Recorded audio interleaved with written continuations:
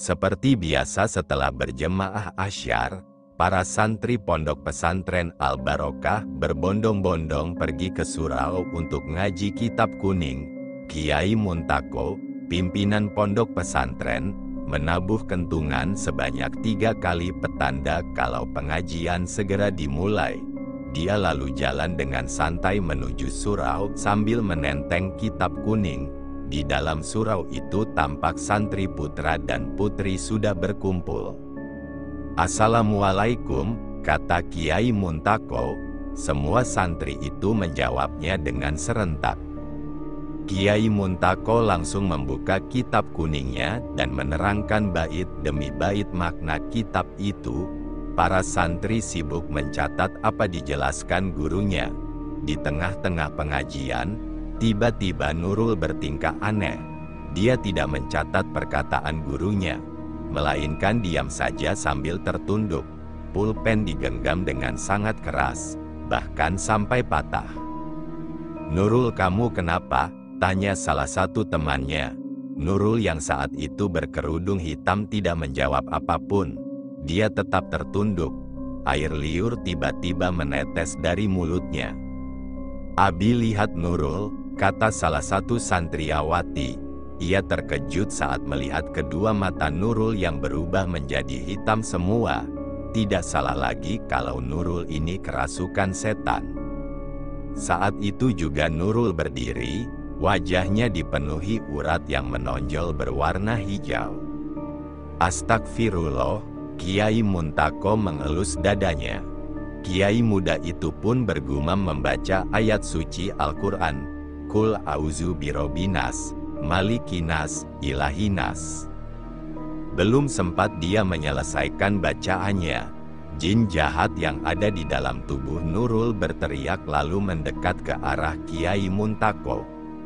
"Min syarri waswasil khonas, alazi yuwaswisu fi sudurinas, minal jinati wanas." Nurul malah melanjutkan bacaan gurunya itu dengan suara besar dan menggema. Dia lalu tertawa terbahak-bahak. Santri berhamburan keluar surau. Mereka semua ketakutan kecuali Faisal. Dia adalah kakaknya Nurul. Dengan napas yang terengah-engah, Faisal mendekati adiknya. Kata Faisal, intonasi suaranya sangat ketakutan. Faisal keluar dari surau ini, pinta Kiai Muntako. Tapi Faisal tak mau meninggalkan adiknya dalam kondisi seperti itu. Sadar, teriak Faisal. Nurul membalikkan badan lalu menatap Faisal dengan tatapan tajam. Dengan sekejap mata, Nurul mencekik leher kakaknya. Ia pun mengangkat tubuh Faisal. Seketika peci Faisal jatuh. Kedua tangannya menggapai-gapai. Dia kesulitan bernapas. Buru-buru Kiai Muntako menyeruduk tubuh Nurul. Mereka pun terpental. Faisal mengadu kesakitan saat kepalanya membentur tembok. Sedangkan Nurul masih mengamuk.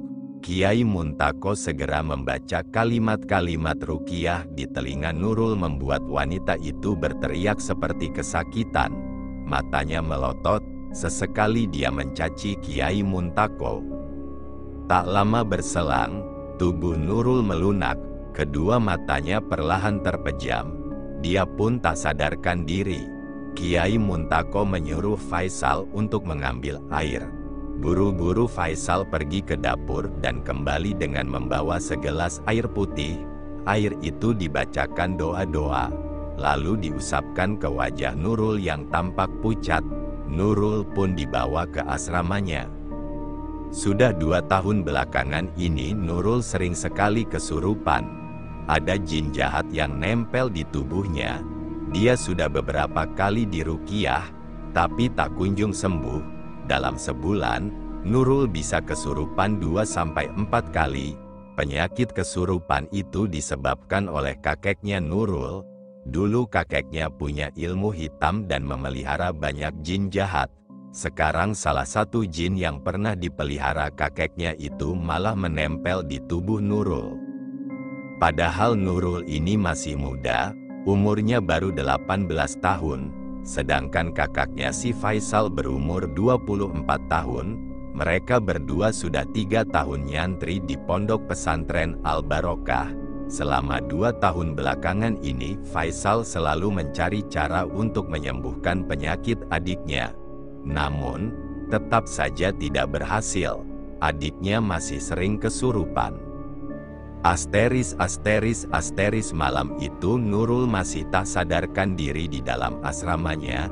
Dari tadi sore, Nurul dirawat oleh sahabatnya yaitu si Ririn. Ya memang hanya dia santriawati yang berani mendekati Nurul. Sedangkan yang lain takut karena Nurul sering kesurupan. Bahkan ada beberapa santriawati yang pindah pesantren gara-gara takut sama si Nurul. Tengah malam saat semua orang di pesantren itu tidur, Nurul tiba-tiba bangun. Cara bangunnya tidak wajar. Dia duduk begitu saja tanpa dibantu kedua tangannya. Nurul seperti dikendalikan makhluk gaib. Tatapannya kosong, wajahnya pucat sekali. Dia masih mengenakan kerudung warna hitam kesukaannya. Nurul menoleh ke arah Ririn yang sedang tidur pulas. "Ririn," panggil Nurul. Ririn pun bangun. Ia mengucek kedua matanya lalu menoleh ke Nurul. "Kamu udah sadar?" tanya Ririn. Nurul mengangguk. "Rin, anterin aku yuk," pinta Nurul. "Kemana?" Ririn bangun. Kini ia dalam posisi duduk. "Ke belakang asrama, nyari kalungku." "Kalungku hilang, Rin. Pasti jatuh pas wudhu.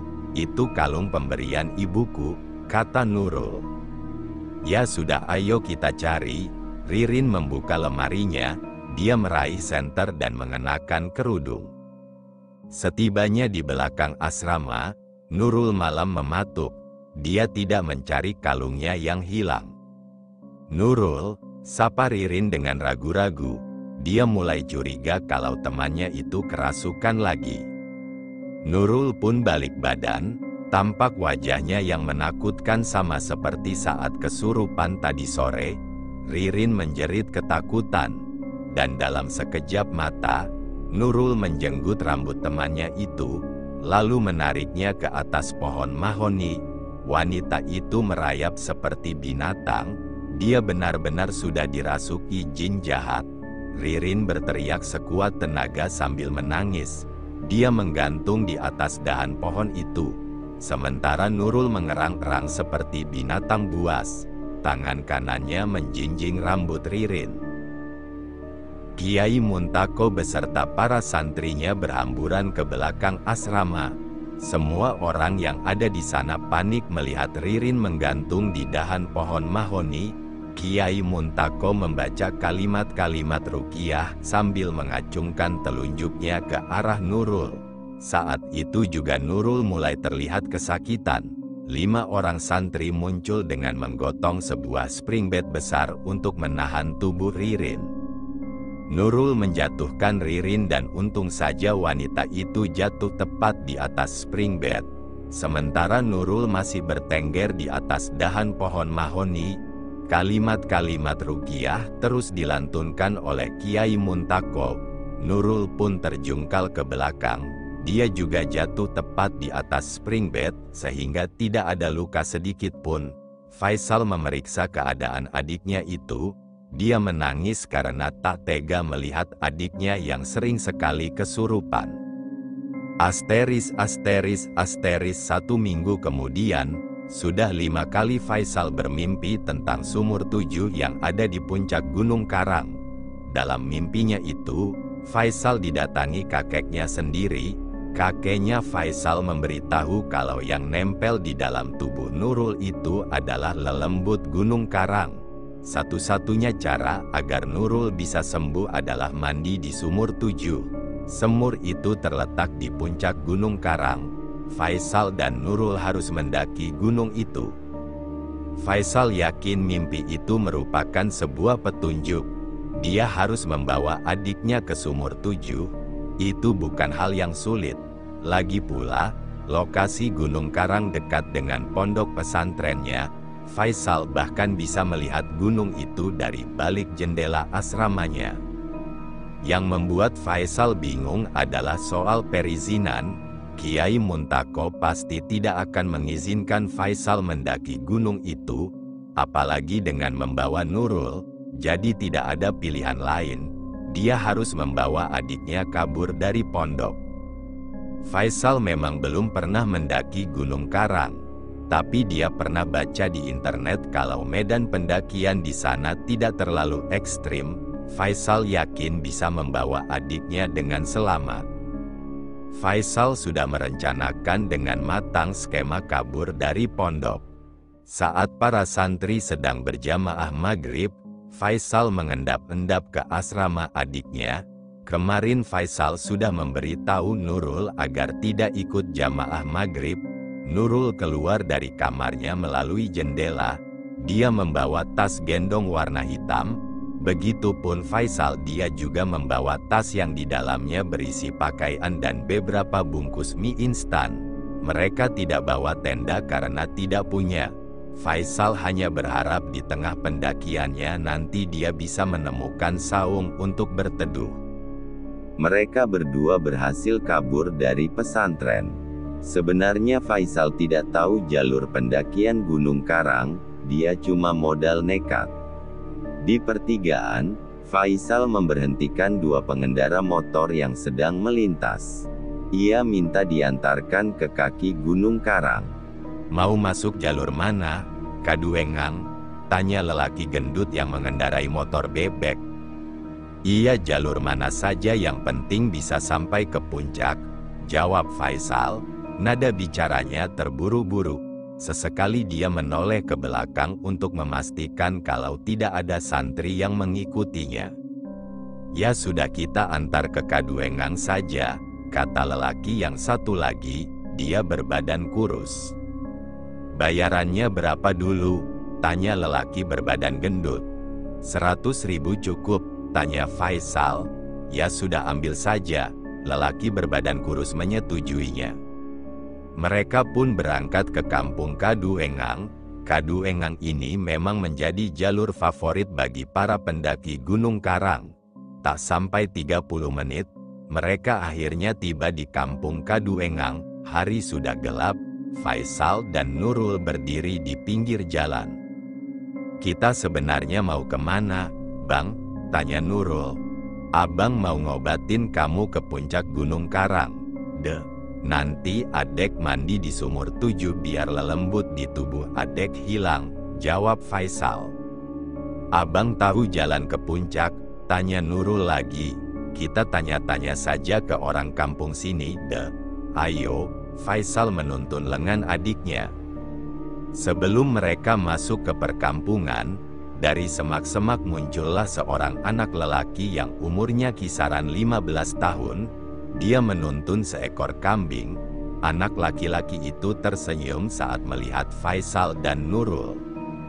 Kalian dari mana? Tanya anak itu. Dari pesantren.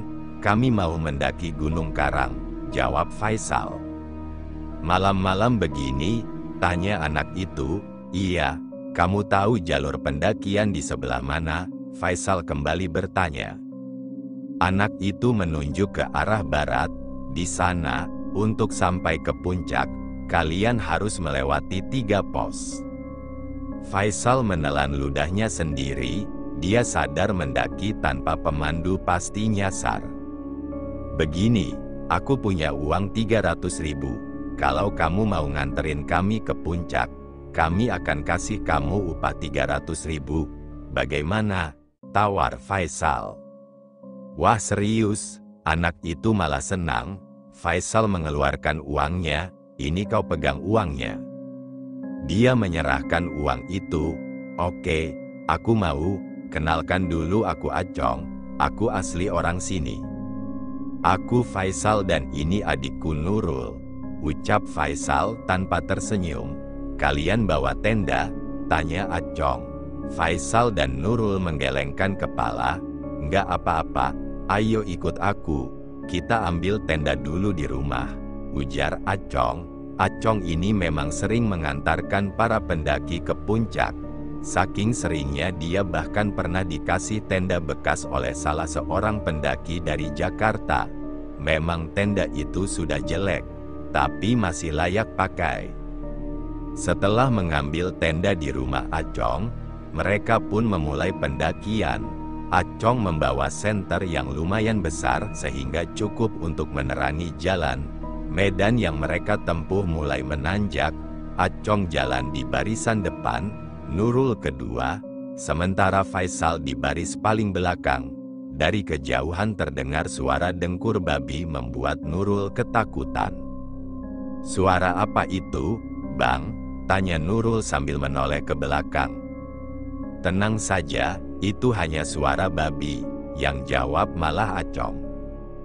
Faisal menoleh jam tangannya, dia lalu menyuruh Acong untuk berhenti. "Sudah waktunya salat Isya, kita berhenti dulu di sini," ujar Faisal.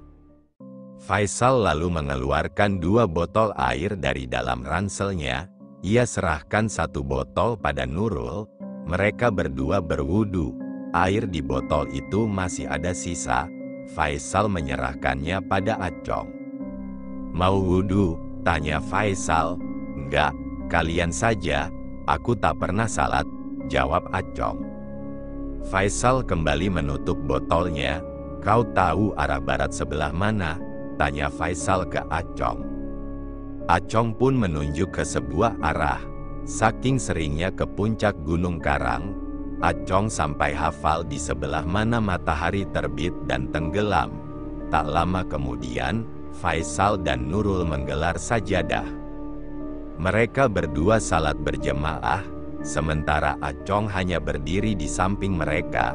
Sesekali ia menyorotkan cahaya senter ke belakang untuk memastikan kalau tidak ada babi hutan yang mendekat. Saat Acong menoleh ke Faisal yang sedang sujud, tampak Nurul berdiri di belakang Faisal.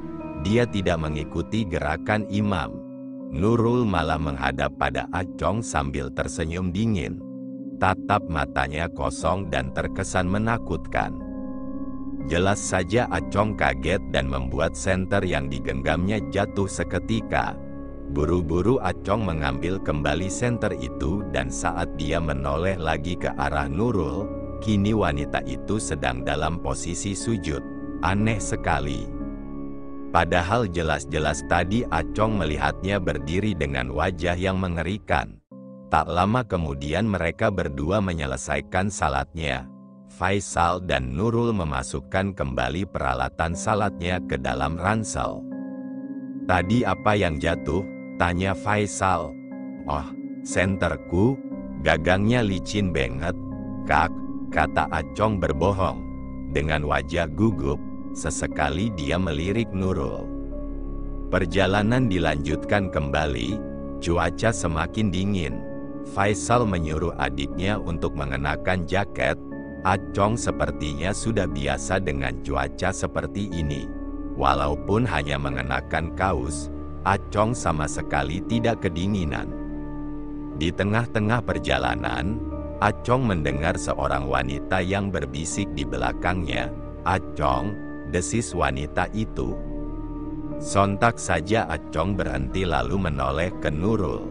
"Iya," tanya Acong. "Kenapa ya?" Nurul malah balik tanya. "Tadi ada yang panggil namaku," kata Acong. "Salah dengar kali, ayo lanjut saja," sahut Faisal dari belakang. Medan semakin curam. Acong mengeluarkan sebuah tali berwarna putih dari dalam tasnya. "Kalian pegang ini," perintah Acong. "Buat apa?" tanya Nurul. "Biar nggak ada yang hilang. Kita semakin masuk ke wilayah hutan lebat," jawab Acong. Mereka bertiga saling memegang tali. Tak lama kemudian, Faisal minta berhenti. "Aku sakit perut nih, boleh buang air besar enggak, Cong?" tanya Faisal sambil meringis memegangi perutnya. "Ya sudah sana ke semak-semak aja, Kak," kata Acong. Faisal pun lari ke semak-semak dengan membawa botol air minum. Tinggallah Acong dan Nurul. Mereka berdua sama-sama diam. Sebenarnya Acong masih takut dengan apa yang dilihatnya barusan. Wajah Nurul begitu datar dan menakutkan. 20 menit berlalu, tapi Faisal tak kunjung muncul. Acong benar-benar heran kenapa buang air besar lama sekali. Karena bosan menunggu, Acong menghampiri semak-semak tempat Faisal buang air besar. Namun, Faisal tidak ada di sana. Acong panik. Dia lalu menggerakkan cahaya senternya ke sembarang arah sambil berteriak memanggil Faisal. Tanpa disengaja, cahaya senternya menyinari 3 sosok manusia yang sedang berjalan ke timur. Tak salah lagi, itu adalah Faisal. Sedangkan 2 orang lainnya adalah sosok yang menyerupai Acong dan Nurul. Sambil berteriak, buru-buru Acong lari mengejar Faisal. "Kak Faisal!" teriak Acong sangat kencang hingga membuat Faisal menoleh kepadanya. Dari kejauhan, Faisal tampak bingung, sebab dia melihat 2 sosok Acong sekaligus. "Kak Faisal, kembali, jangan terpengaruh lelembut gunung ini." Acong semakin mendekat. Dia mengambil batu sebesar genggaman tangan. "Lihat ini," kata Acong sambil melemparkan batu itu ke arah sosok lelembut. Batu itu pun menembus tubuh mereka seperti menembus kabut. Kedua sosok yang menyerupai Acong dan Nurul kemudian masuk ke dalam kegelapan. Mereka menghilang begitu saja. Sedangkan Faisal masih terheran-heran dengan apa yang dilihatnya barusan. Hampir saja dia dibawa oleh lelembut gunung karang. Mungkin karena Faisal buang air besar sembarangan di gunung, jadinya jin di gunung itu marah. Untung saja Acong segera datang dan menyadarkan Faisal. Setelah itu Acong menuntun Faisal untuk pergi dari sana. "Ada apa, Bang?" tanya Nurul. Dia juga panik karena barusan mendengar si Acong berteriak memanggil nama Faisal. "Nggak ada apa-apa, deh. Ayo kita pergi dari sini," jawab Faisal dengan ekspresi wajahnya yang tampak panik. Malam semakin larut, mereka akhirnya tiba di pos 1. Di sana ada sebuah gubuk kecil yang ukurannya hanya muat untuk 2 orang saja. "Punten," Acong mengetuk pintu gubuk. Di dalam gubuk ada seorang lelaki tua yang sedang duduk sila. Lelaki itu mengenakan baju dan celana panjang warna hitam. "Mangga," jawab lelaki tua sambil menoleh pada Acong. Suaranya terdengar serak dan berat. "Bah, kalau boleh kami ingin numpang menginap di area sini," kata Acong dengan sangat sopan. "Silakan saja asal jangan berisik," ujar lelaki tua dari dalam gubuknya. Acong berterima kasih kepada lelaki tua itu. Dia lalu mendirikan sebuah tenda tepat di dekat gubuk si lelaki tua. "Tadi itu siapa?" tanya Faisal. "Dia Abah Munjid, juru kunci gunung ini. Dia orang sakti yang bisa berbicara dengan makhluk gaib," jawab Acong. Faisal mengangguk-angguk. Belum sempat Acong mendirikan tenda, tiba-tiba Abah Munjid keluar dari dalam gubuknya. Ekspresi wajahnya tampak panik. Napas Abah Munjid terengah-engah seperti habis dikejar-kejar setan. Dia juga menatap Nurul dengan tatapan tajam. "Pergi kalian semua dari sini."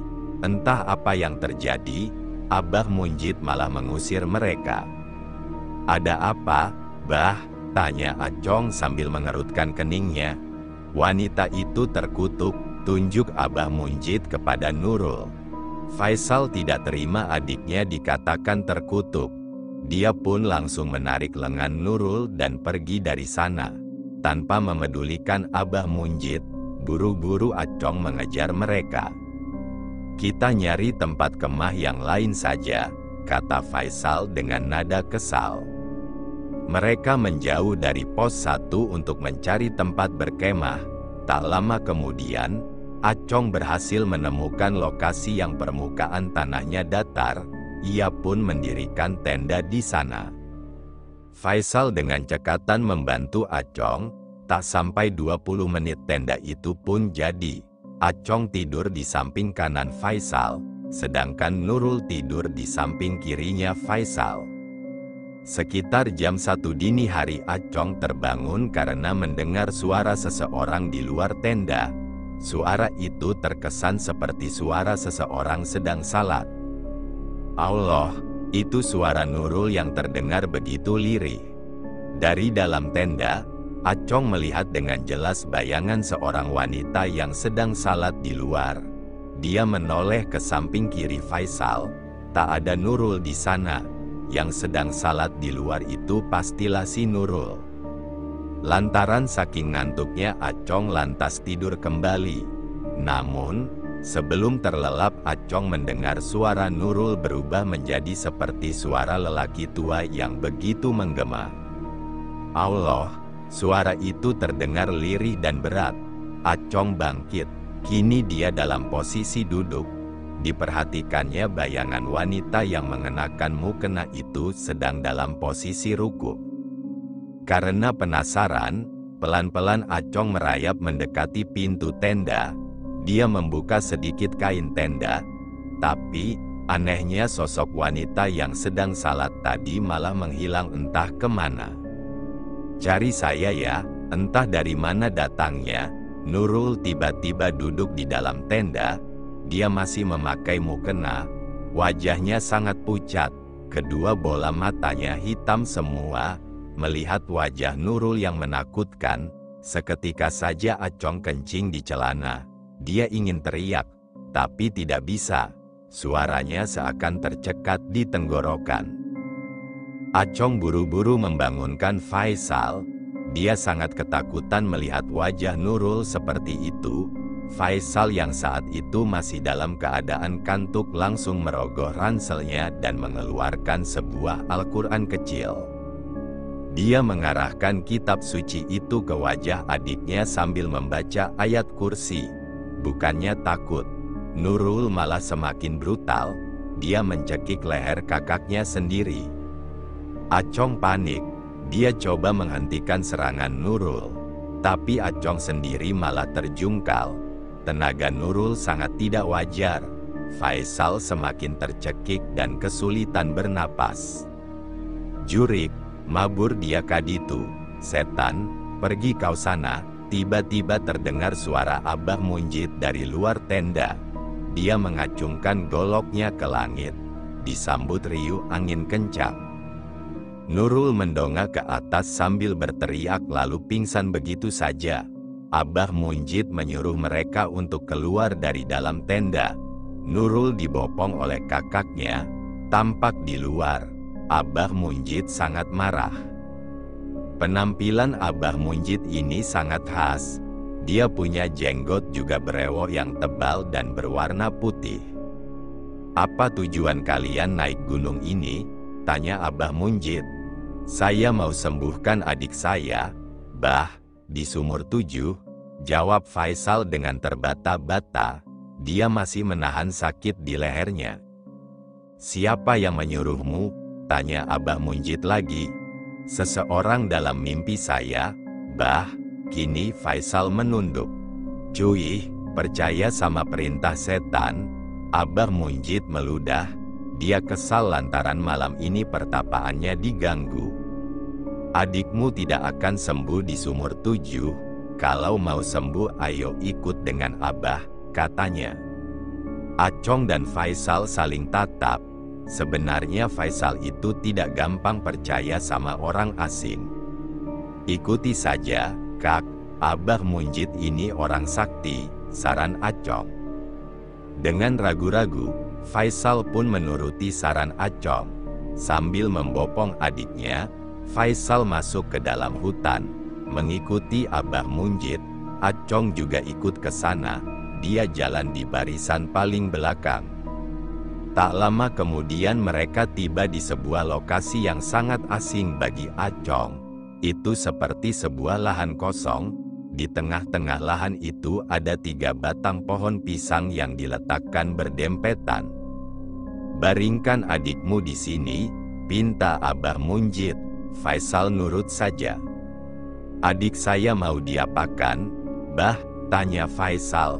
"Aku akan mencabut lelembut yang nempel di tubuh adikmu," jawab Abah Munjid. Faisal dan Acong diminta menjauh beberapa meter dari tempat Nurul dibaringkan. Abah Munjid lalu berjalan ke semak-semak. Dia mengambil sesuatu dari sana. Ternyata itu adalah kain kafan yang sudah sangat kotor. Abah Munjid mengafani Nurul. Entah ritual apa yang akan dilakukannya. Sebenarnya Faisal sempat protes dan tidak mau adiknya dikafani seperti itu. Tapi, lagi-lagi Acong meyakinkan Faisal untuk percaya saja pada Abah Munjid. Bulan mengambang dengan tenang di langit. Setelah mengafani Nurul, Abah Munjid mulai berkomat-kamit membaca mantra. Dia juga melakukan beberapa gerakan seperti sedang memeragakan jurus pencaksilat. Abah Munjid bergumam, "Sukanta, ini pembalasanku untukmu." Abah Munjid mengeluarkan goloknya seperti hendak menusuk perut Nurul. Faisal buru-buru lari menerjang Abah Munjid. Namun, seperti ada dinding pembatas yang tak kasat mata. Dia malah terpental beberapa meter ke belakang. Acong tidak berani berbuat apapun. Dia hanya mematung dari kejauhan menyaksikan Nurul yang hendak dibunuh. "Kumohon jangan bunuh adikku," lirih Faisal sambil terkapar di tanah. Pandangan Faisal kabur. Samar-samar dia menyaksikan Abah Munjid mengacungkan goloknya dan hendak menusuk Nurul yang sudah dikafani seperti orang mati.